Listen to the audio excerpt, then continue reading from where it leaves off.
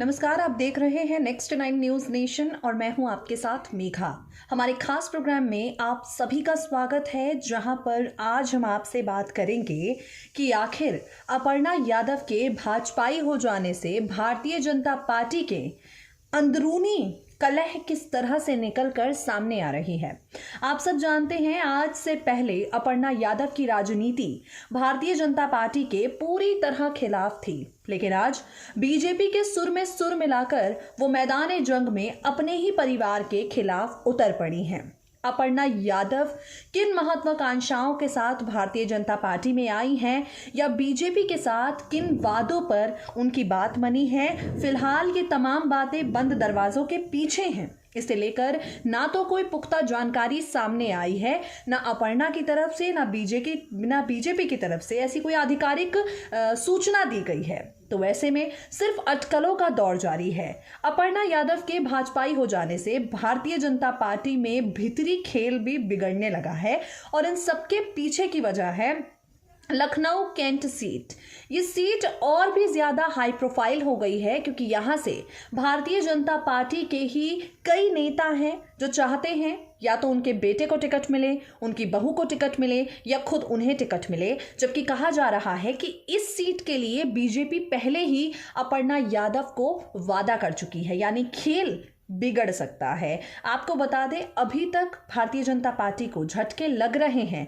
Party के विधायक party छोड़कर समाजवादी पार्टी की साइकिल पर सवार हो रहे हैं। अपर्णा यादव के भाजपाई हो जाने से बीजेपी के अपने समीकरण किस हद तक प्रभावित हुए हैं, ये जानकारी हम आपको देंगे अपनी रिपोर्ट के जरिए। देखिए जरा। उत्तर प्रदेश विधानसभा चुनाव के लिए लखनऊ की कैंट विधानसभा सीट काफ़ी ज़्यादा हाई प्रोफाइल बन गई है। इसके पीछे की वजह ये भी है क्योंकि बीजेपी ने मुलायम सिंह परिवार में सेंध लगाकर इस परिवार की छोटी बहू को अपनी पार्टी में शामिल किया है। साल 2017 के विधानसभा चुनाव में समाजवादी पार्टी से अपर्णा यादव ने चुनाव लड़ा, लिहाजा चर्चा है कि अपर्णा इस सीट से दावा कर रही हैं। वहीं इस सीट पर पूर्व विधायक रीता बहुगुणा जोशी अपने बेटे मयंक जोशी के लिए टिकट मांग रही हैं। भारतीय जनता पार्टी एक अलग ही तरह की कश्मकश में पड़ गई है क्योंकि लखनऊ की मेयर संयुक्त भाटिया भी अपनी बहू के लिए इसी सीट से दावेदारी कर रही हैं। मौजूदा विधायक सुरेश तिवारी भी इसी सीट से अपनी किस्मत आजमाना चाहते हैं। दरअसल लखनऊ कैंट विधानसभा सीट इस वक्त सबसे गर्म सीट बनी है और इस सीट पर भारतीय जनता पार्टी के दिग्गजों की नज़र है क्योंकि ये सीट लखनऊ की सुरक्षित सीटों में से एक मानी जा रही है, जहां बीजेपी का जीतना तय माना जा रहा है। लिहाजा दावेदारों की लंबी कतार है। इस सीट पर 6 बार बीजेपी ने जीत दर्ज कराई है। साल 2022 में जो विधानसभा चुनाव होने जा रहे हैं, इस सीट पर मुकाबला काफी दिलचस्प माना जा रहा है। अभी तक किसी भी सियासी पार्टी ने प्रत्याशियों के नामों के बीच लखनऊ के लिए ऐलान नहीं किया है। आशा है जल्द ही सभी दल अपने प्रत्याशियों का ऐलान करेंगे। लखनऊ कैंट विधानसभा सीट के लिए भारतीय जनता पार्टी के कई नेता कतार में हैं, जिसमें राज्य के उप मुख्यमंत्री दिनेश शर्मा का भी नाम शामिल है। दिनेश शर्मा लखनऊ के मेयर रह चुके हैं। इस सुरक्षित सीट पर अपर्णा यादव की नजर है। दावा ये भी किया जा रहा है कि अपर्णा यादव भारतीय जनता पार्टी में इसी शर्त पर शामिल हुई हैं कि उन्हें इस सीट से बीजेपी टिकट देकर मैदान जंग में उतारेगी।